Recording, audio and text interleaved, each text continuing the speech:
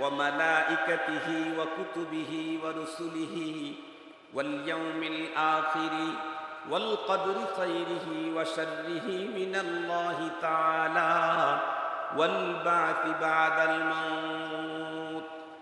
খুব ভালো করে বুঝবেন, যতটুক পর্যন্ত মাইকের আওয়াজ যায়, ছোট্টবেলায় মর্নিং মক্তবের ভিতরে ভাঙ্গা চিরা চটচাটাইয়ের উপরে বসে গ্রাম্য মুন্সি আমাকে যেই মাত্র কয়েকটা শব্দ শিখাইল, এই শব্দগুলির দাম কত বেশি আমি তামাম পৃথিবীকে চ্যালেঞ্জ ছুড়ে দিলাম।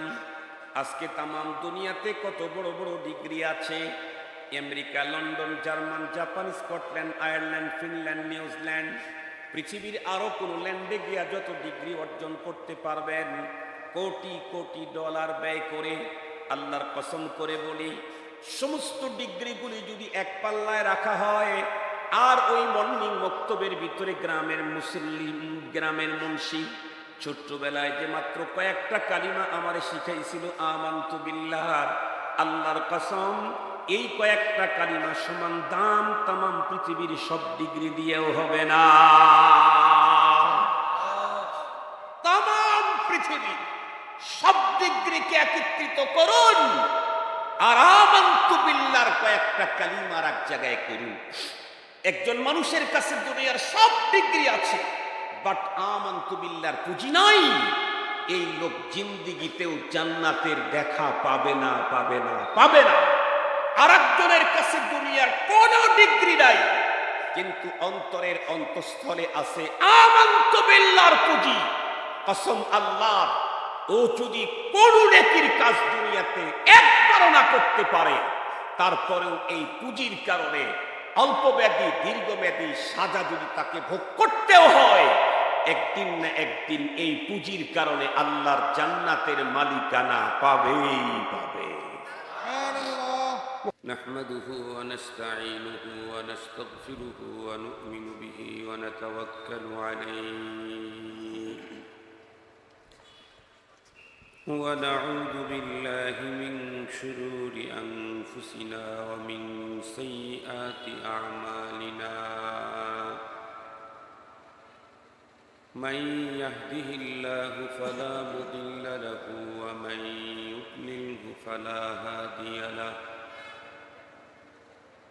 ونشهد أن لا إله إلا الله وحده لا شريك له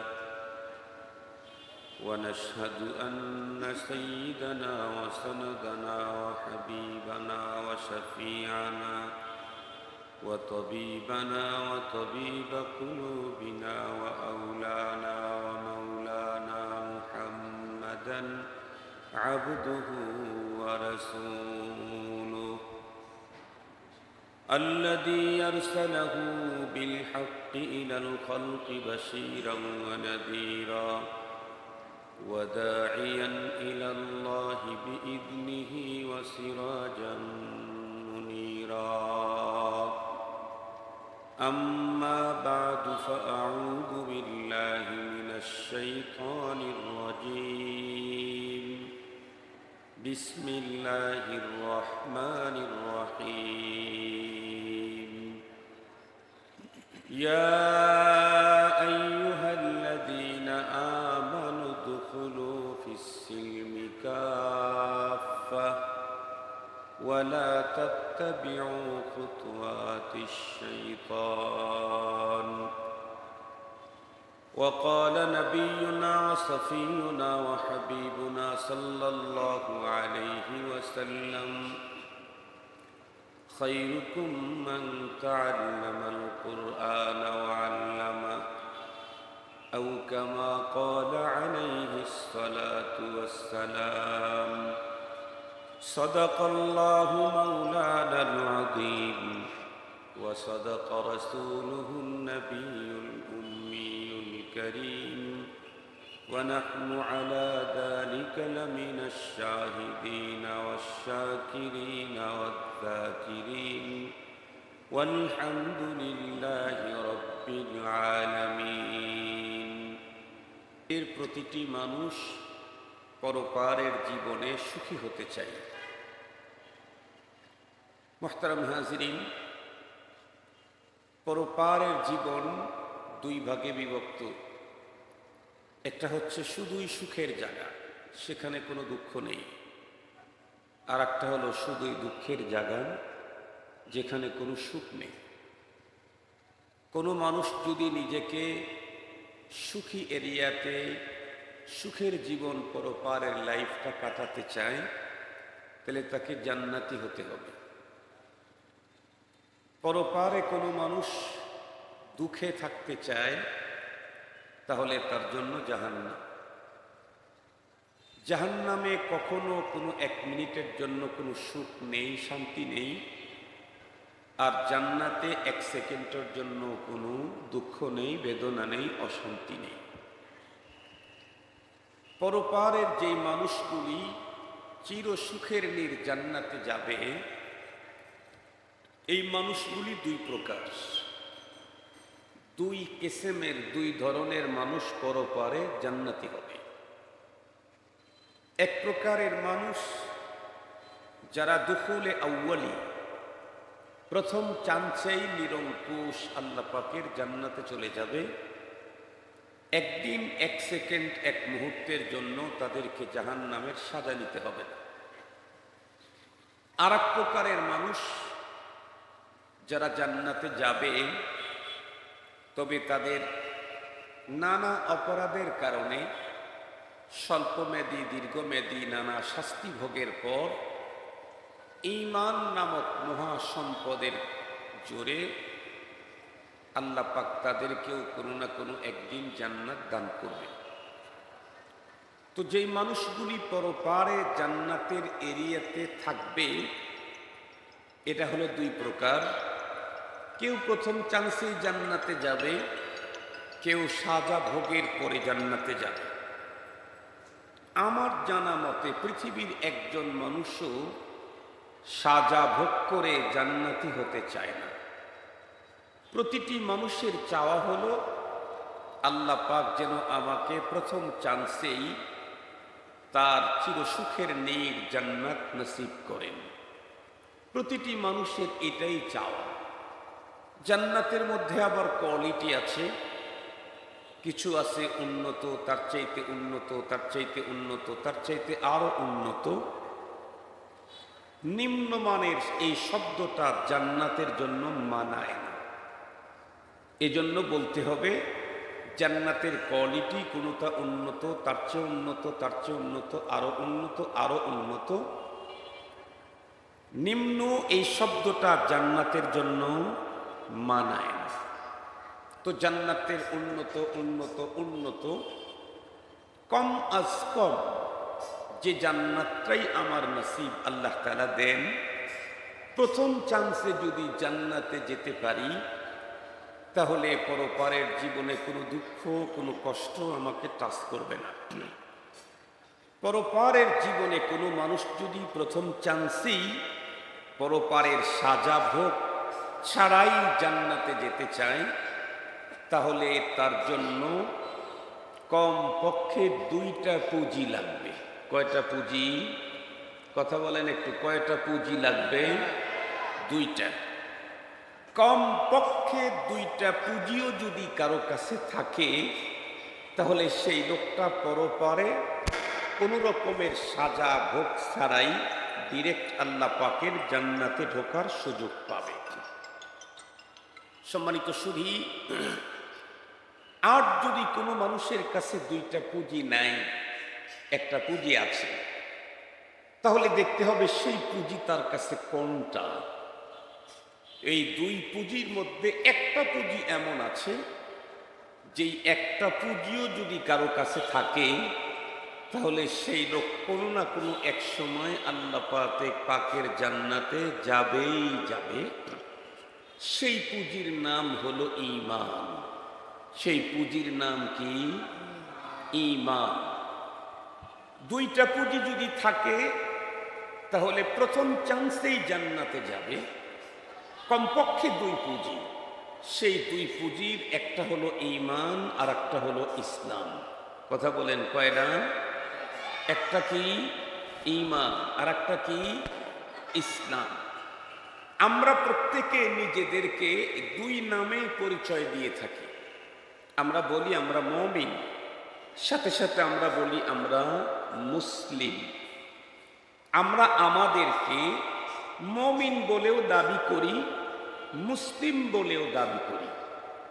মুহতারাম হাজিরিন, সত্যি যদি আমার ভিতরে ঈমান পরিপূর্ণ থাকে, ইসলাম যদি পরিপূর্ণ থাকে, আর এই অবস্থাতেই যদি আমার মৃত্যু হয়, তাহলে আল্লাহ পাকের মেহেরবানিতে পরপারে দুঃখ বেদনা এগুলির মুখোমুখি হওয়া ছাড়াই প্রথম চান্সেই আল্লাহ পাকের জান্নাত আমার নসিব হবে। এই দুইটার ভিতরে যদি একটা থাকে, কোনটা? ঈমান। ইসলাম আমার নেই, কিন্তু ঈমান আমার আছে। তাহলে এই লোকটাও কোনো না কোনো এক টাইমে, স্বল্পমেয়াদী দীর্ঘমেয়াদী, ইসলাম তার মধ্যে না থাকার কারণে স্বল্পমেয়াদী দীর্ঘমেয়াদী সাজা ভোগের পর ঈমান থাকার কারণে কোনো না কোনো এক সময় আল্লাহ পাকের জান্নাতে যাবেই যাবে। পক্ষান্তরে যদি কোনো ব্যক্তির মধ্যে এমন হয় যে ইসলাম আছে ঈমান নেই, ইসলাম আছে, কথা বলেন, ইসলাম আছে ঈমান নেই, এই দুইটার ইসলামটা আছে, ঈমান নেই, তাহলে এই লোক পরপারে এক সেকেন্ডের জন্য পশ্চিমকালেও আল্লাহর জান্নাতে যাওয়ার কোনো সুযোগ নাই। কোরআনে হাকিমে আল্লাহ তাআলা স্পষ্ট বলেন, ওয়াকালাতিল আ'রাবু আমান্না কুল লান তু'মিনু ওয়ালাকিন কুলু আসলামনা। কোরআনে হাকিমে আল্লাহ তাআলা একটা গ্রুপের ব্যাপারে বলেন, সেই যুগে, যেই যুগে কোরআন নাজিল হয়েছে, একটা গ্রুপ মূলত তারা ছিল মুনাফিক, অন্তরের ভিতরে তাদের ঈমান নেই, উপরে উপরে তারা ইসলাম মেনে নিয়েছে। তারা এসে দাবি করলো আমান্না, আমরা ঈমান এনেছি। আল্লাহ পাক কোরআনের আয়াত নাজিল করে তাদের দাবিকে নাকচ করে দিলেন যে তোমরা একথা বলো না যে ঈমান এনেছি, বরং তোমরা বলো আসলাম না, আমরা মুসলমান হয়েছি। তাহলে এই আয়াতের আলোচনায় তো এতটুকুন তো বুঝে ফেলেছি যে ঈমান একটা জিনিস, ইসলাম আর একটা জিনিস। খুব ভালো করে বুঝবেন, আজকের আলোচনা তো তাদেরকে নিয়ে যারা পরপারের জীবনে চির সুখের নীড় জান্নাতে যেতে চায়। আজকের আলোচনা তাদেরকে নিয়ে যারা পরপারে জান্নাতি হতে চায় না, তাদেরকে নিয়ে অনেক আলোচনা কোরআনে আছে, কিন্তু আমি আজকে সেই বিষয়টা আলোচনা করব না। আমার আজকের আলোচনা যারা জান্নাতি হতে চায়। তো জান্নাতি হতে যিনি চান, ওনার দুই কন্ডিশন। উনি প্রথম চান্সেই জান্নাতে যেতে চান, অথবা সাজা মাজা নিয়ে, মজা নিয়ে তারপরে জান্নাতে যেতে চান। যদি প্রথম চান্সেই পৃথিবীর যে কোনো মানুষ জান্নাতি হতে চায়, তাহলে তার জন্য মিনিমাম কমপক্ষে কয়টা পুঁজি লাগবে?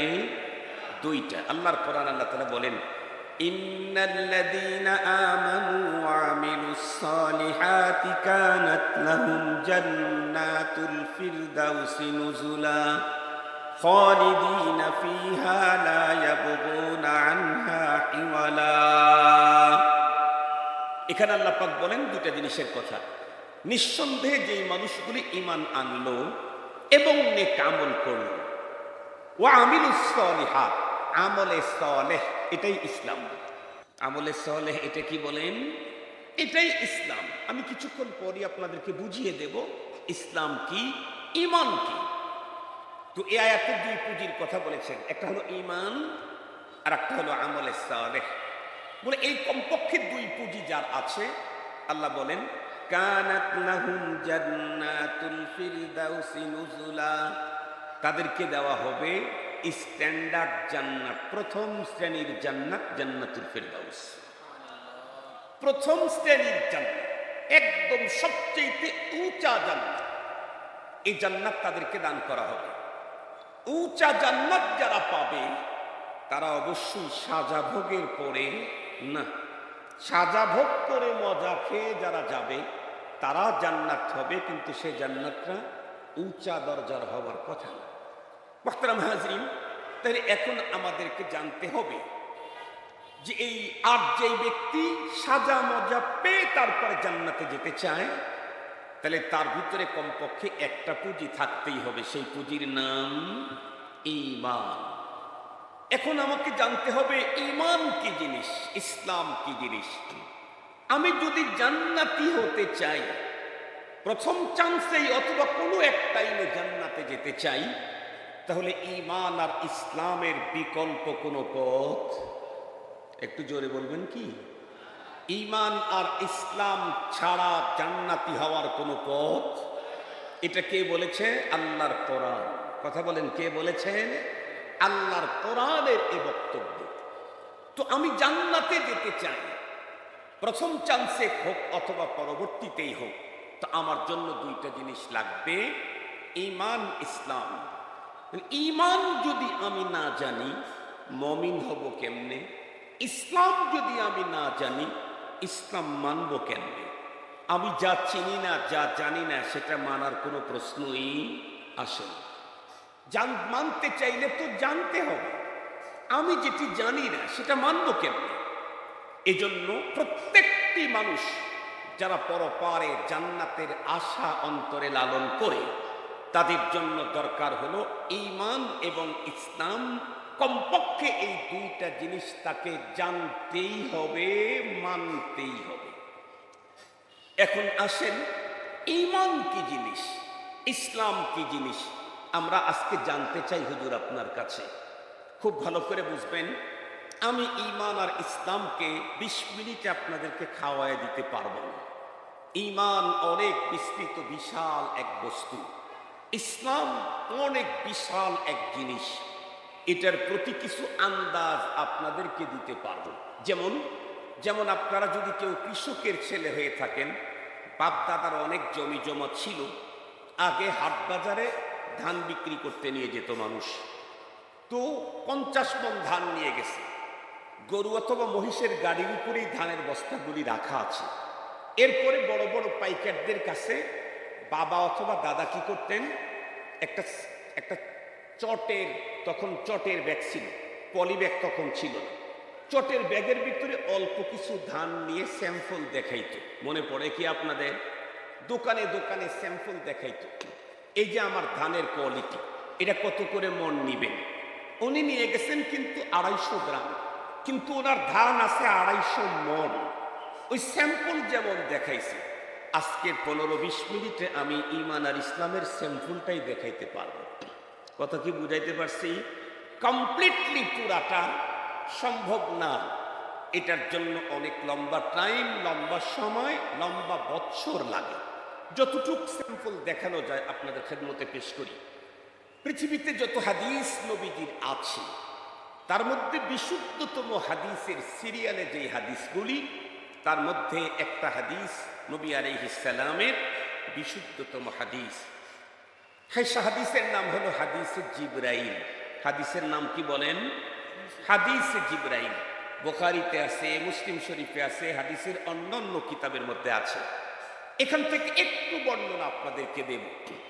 হাদিসে জিবরাইলের বর্ণনা হযরত ওমর ফারুক রাদিয়াল্লাহু তাআলা আনহু গালেবান এই হাদিসটা রওয়ায়াত করেছেন। উনি বলেন, বাইনামা ইনদা রাসূলিল্লাহ সাল্লাল্লাহু আলাইহি ওয়াসাল্লাম, আমরা নবীজির কাছে এভাবে বসা ছিলেন, হঠাৎ করে একজন নওজোয়ান লোকের আগমন ঘটল। নওজোয়ান লোকটার কন্ডিশন কেমন? আগন্তুকের বর্ণনা দিতে গিয়ে রাবি বর্ণনা করেন যে তার মাথার চুলগুলি একদম কিচকিচি কালো, আর পরনের পোশাক ছিল একদম দবদবে সাদা, কোনো রকমের ময়লা টয়লা ছিল না। এই লোকটা এসে সরাসরি নবী আলাইহিস সালামের সামনে এসে বিল মুআজাহাত, একেবারে মুখোমুখি বসে পড়লেন। এরপরে পয়গম্বরকে সালাম দিলেন, এরপরে পয়গম্বরের রানের উপরে হাত রাখলেন, এরপরে নবীজিকে উপর্যুপরি প্রশ্ন করা শুরু করলেন।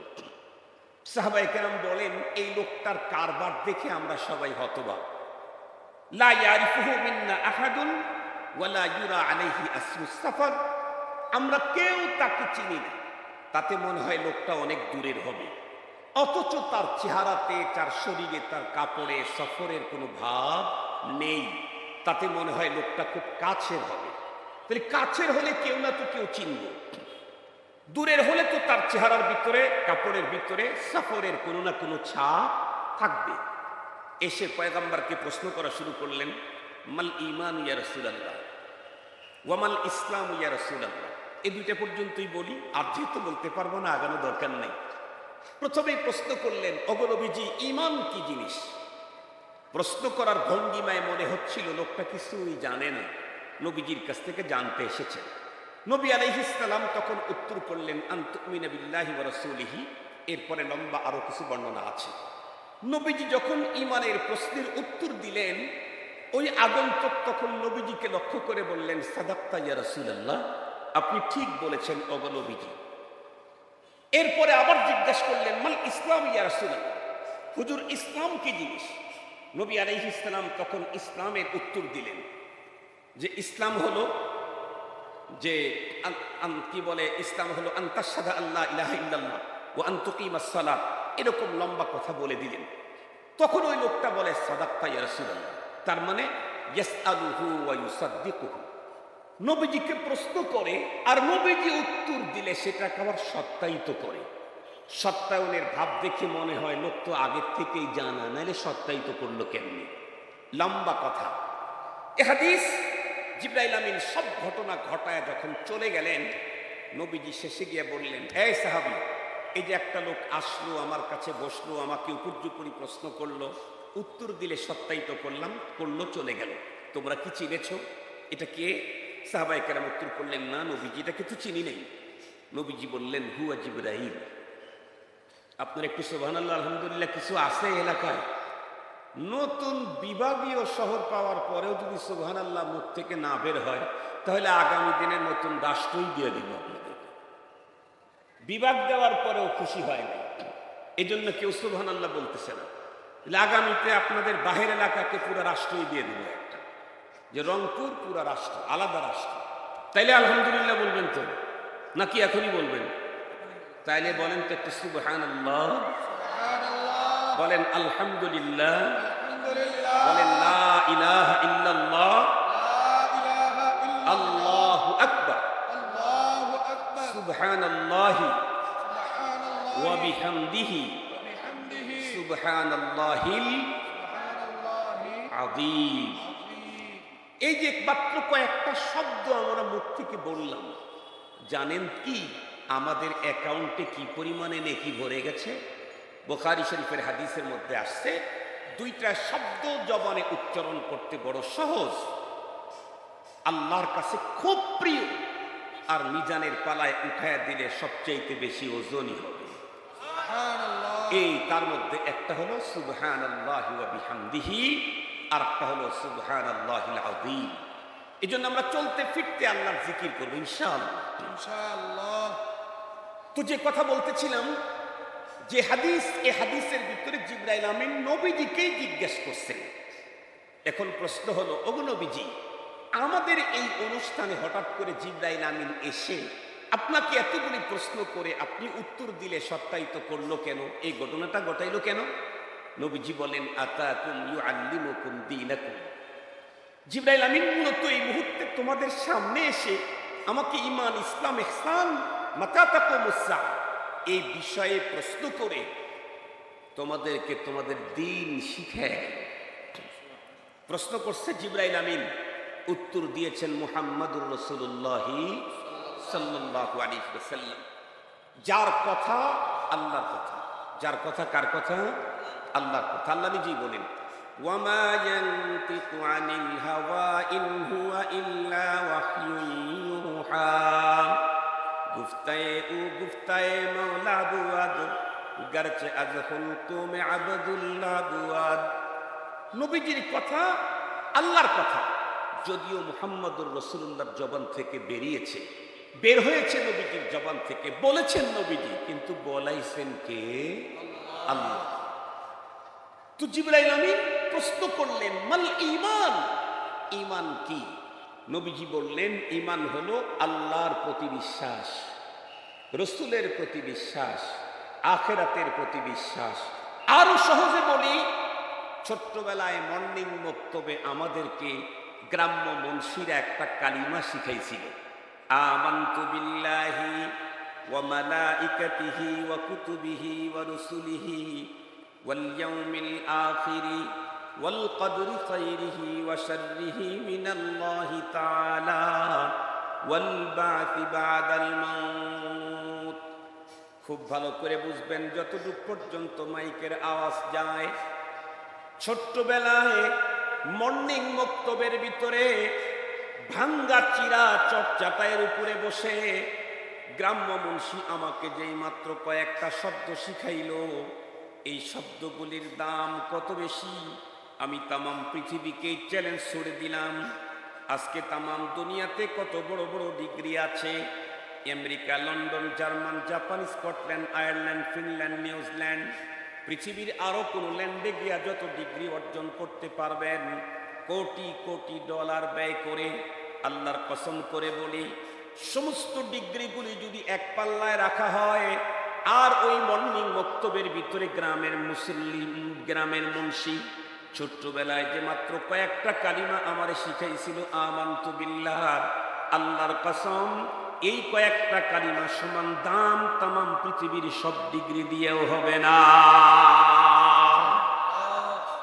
তামাম পৃথিবী সব ডিগ্রিকে একত্রিত করুন, আর আমানতু বিল্লাহর কয়েকটা কালিমার এক জায়গায় করুন। একজন মানুষের কাছে দুনিয়ার সব ডিগ্রি আছে, বাট আমানতু বিল্লাহর পুঁজি নাই, এই লোক জিন্দিগিতেও জান্নাতের দেখা পাবে না, পাবে না, পাবে না। আর একজনের কাছে দুনিয়ার কোন ডিগ্রি নাই, কিন্তু অন্তরের অন্তঃস্থলে আছে আমানতু বিল্লাহর পুঁজি। কসম আল্লাহ, ও যদি কোন নেকির কাজ দুনিয়াতে একবারও না করতে পারে, তারপরেও এই পুঁজির কারণে অল্পমেয়াদী দীর্ঘমেয়াদী সাজা যদি তাকে ভোগ করতেও হয়, একদিন না একদিন এই পুঁজির কারণে আল্লাহর জান্নাতের মালিকানা পাবেই পাবে। মুহতারাম হাজিরিন, এ হলো ঈমান। আমি কার প্রতি বিশ্বাস? আমার আল্লাহর প্রতি, রসুলের প্রতি, নবীদের প্রতি, কিতাবের প্রতি, ফেরেশতাদের প্রতি, আখিরাতের প্রতি। এই জাতীয় ঈমানের লম্বা ফেহরিস্ত আছে, লিস্ট আছে, হাদিসে আছে, কোরআনে আছে।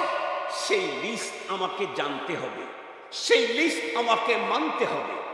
ঈমানের যে লিস্ট দেওয়া হয়েছে, সেই লিস্টের একটার প্রতি যদি কারো বিশ্বাস না থাকে, তার যদি দুনিয়ার সব নেক কাজও করে ফেলে, জীবনেও কোনোদিন পরপারে জান্নাতের দেখা মিলবে না। মুহতারাম হাজিরিন, আমি আপনাদেরকে জিজ্ঞাসা করতে চাই, তাহলে এই গুরুত্বপূর্ণ জিনিস ঈমান আমাকে জানতে হবে। কথা বলেন না কেন? আমাকে জানতে হবে, চিনতে হবে, আনতে হবে, মানতে হবে। 2 নাম্বার হলো, ডাইরেক্ট যদি আল্লাহ পাকের জান্নাতে মরণের পরে যেতে চাই, তাহলে আর একটা পুঁজি লাগবে, তার নাম হলো ইসলাম। বলেন, তার নাম কি? ইসলাম। ইসলাম কি জিনিস? ইসলাম কি? এই প্রশ্ন জিবরাইল আমিন নবীজিকে করেছিলেন, আর নবীজি সেই উত্তর জিবরাইল আমিনের সামনে দিয়েছিলেন।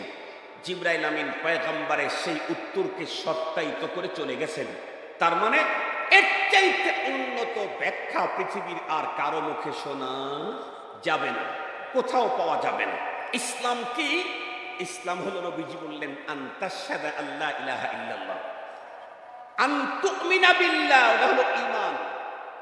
আর ইসলাম হলো আনতাশহাদা, তুমি এ কথা মুখে উচ্চারণ করবা, লা ইলাহা ইল্লাল্লাহ, এটা মুখে উচ্চারণ করা হলো ঈমান, ইসলাম।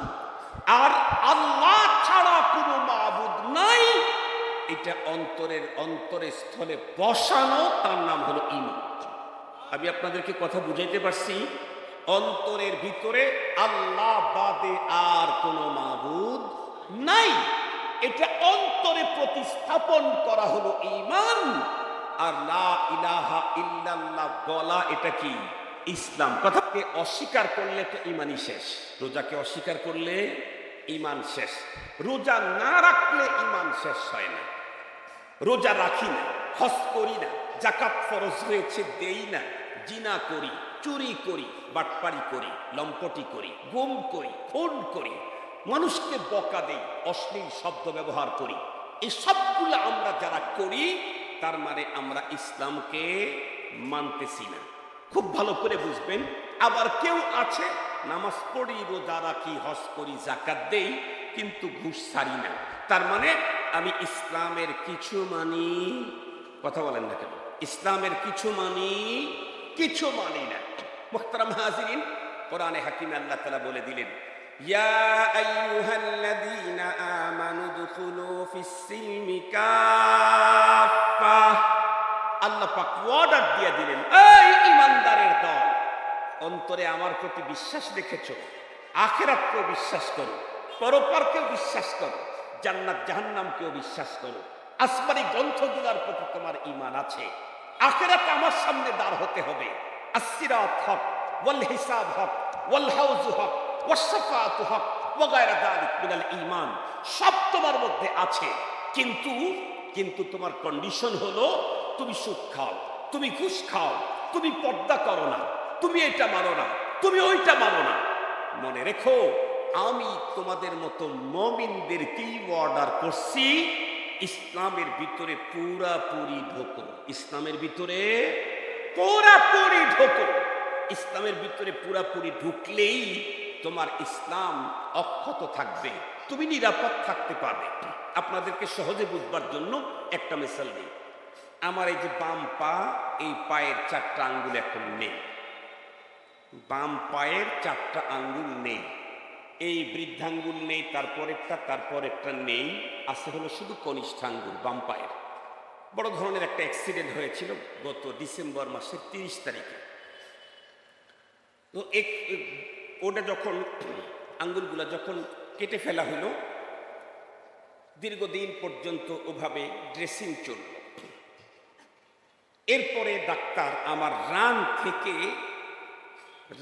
থেকে চামড়া ছিলে ওইখানে ওইটা ঢেকে দিল, কিন্তু গোস্তটা অপ্রস্তুত ছিল, 100% রেডি ছিল না, যার কারণে এই 50% চামড়া লেগে গেল আর 50% চামড়া লস হয়ে গেল, তার মানে ঘা ওভাবেই থেকে গেল। এরপরে আরো কিছুদিন ড্রেসিং হলো, আবারও উনি এখান থেকে আর এক জায়গা থেকে চামড়া ছিলে আমার ওইখানে লাগাই দিল। প্রশ্ন হতে পারে, হুজুর, ডাক্তার তো বুঝে ফেলেছিলেন যে এখনো তার গোস্ত চামড়াকে আকর্ষণ করার মতো রেডি হয় নাই, তারপরেও কেন চামড়া ছিলে ওখানে লাগানো? তার কারণ হলো, যতক্ষণ পর্যন্ত গোস্ত চামড়ার ভিতরে থাকে ততক্ষণ পর্যন্ত গোস্ত আর হাড্ডি নিরাপদ। কথা কি বুঝাইতে পারছি আপনাদেরকে? যতক্ষণ পর্যন্ত গোস্ত আর হাড্ডি চামড়ার ভিতরে থাকে ততক্ষণ পর্যন্ত নিরাপদ। একটা দিন, একটা ঘন্টাও বেশি টাইম চামড়ার আবরণ ছাড়া হাড্ডি আর গোস্ত থাকা নিরাপদ নয়। এজন্য খুব দ্রুত চামড়া দিয়ে ঢেকে দিতে চাইছেন, বাট পুরা চামড়া আমারটা গ্রহণ করে নাই, এই জন্য পরবর্তীতে আবারও ঢেকে দিয়েছেন। কেন? না ঢাকলেই যে কোনো মুহূর্তেই সেখানে নতুন কোনো জটিল ইনফেকশন হয়ে যেতে পারে, ক্যান্সারের মতো ভয়ঙ্কর কোনো ঘা সেখানে তৈরি হয়ে যেতে পারে। এজন্যই দ্রুত চামড়া দিয়ে ঢেকে দিতে হয়। মনে রাখবেন, যেই ঈমানের পুঁজি ছাড়া পরপারে জান্নাতের দেখা আমার মিলবে না, সেই ঈমানটাকে নিরাপদ রাখতে চাইলে ইসলামের চামড়া দিয়ে ঢেকে দিতে হয়,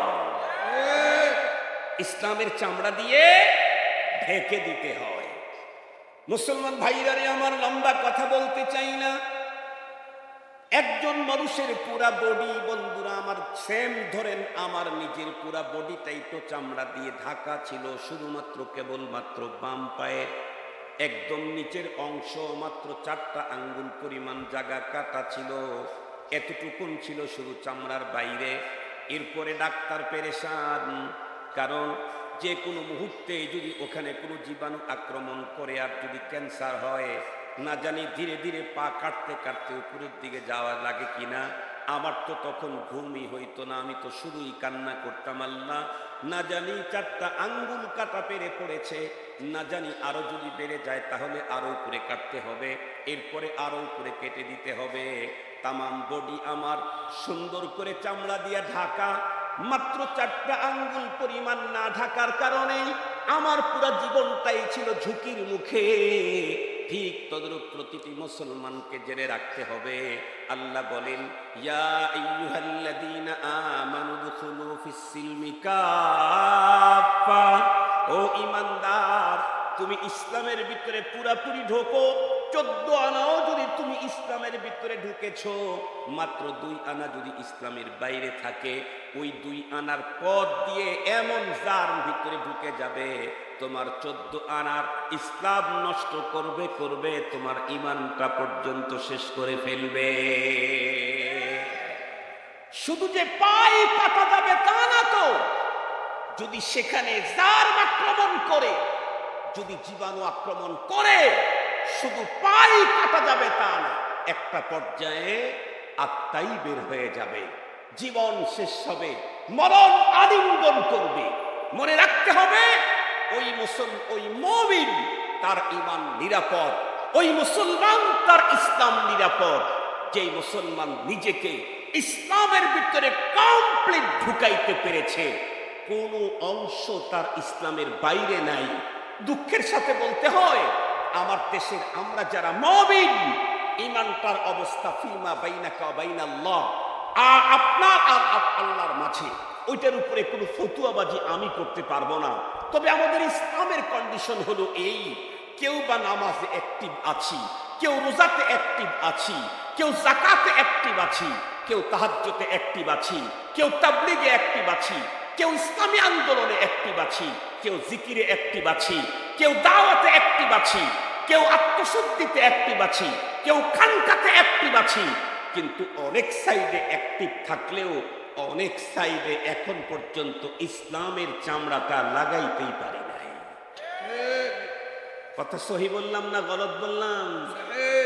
আমি বক্তৃতায় অ্যাক্টিভ, কিন্তু আমার মুআমালার জীবনে আমি অনেক পিছিয়ে।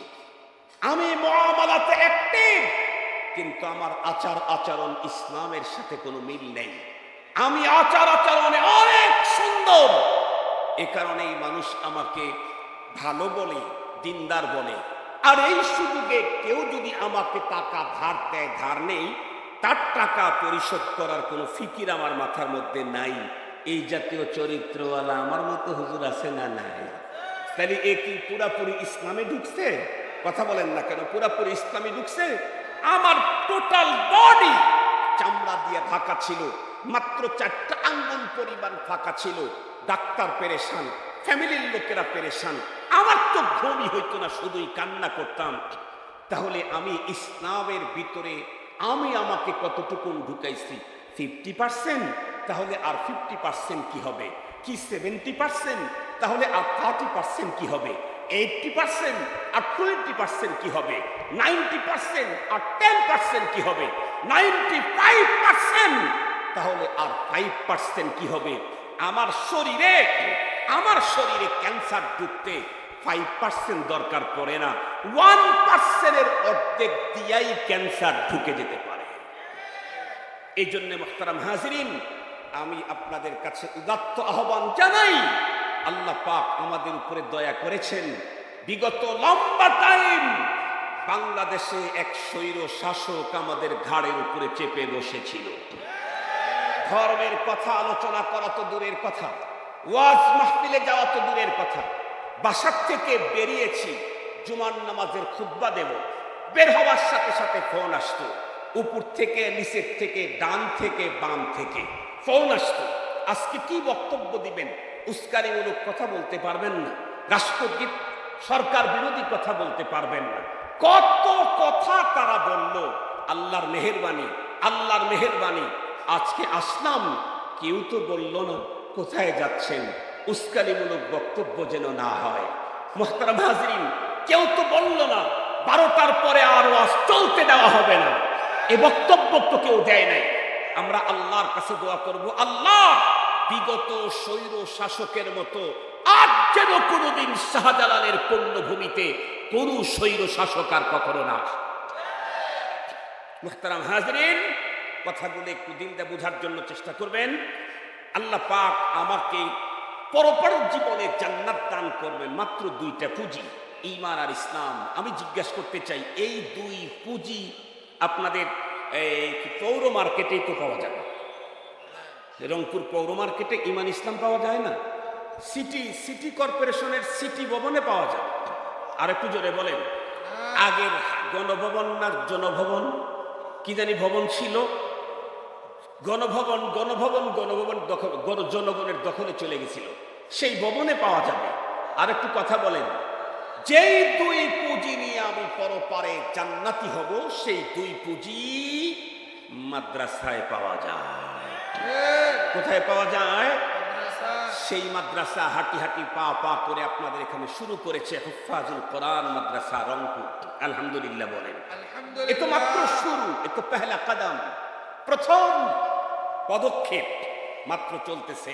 ইনশাআল্লাহ চলতে চলতে একদিন এখান থেকে ঈমানের এক্সপার্ট বের হবে, ইসলামের এক্সপার্ট বের হবে, ধর্মের এক্সপার্ট বের হবে, ইসলামিক স্কলার এখান থেকে বের হবে, যেমনটি বের হচ্ছে আপনাদের প্রাণাধিক প্রিয় জুম্বাপাড়া মাদ্রাসা থেকে।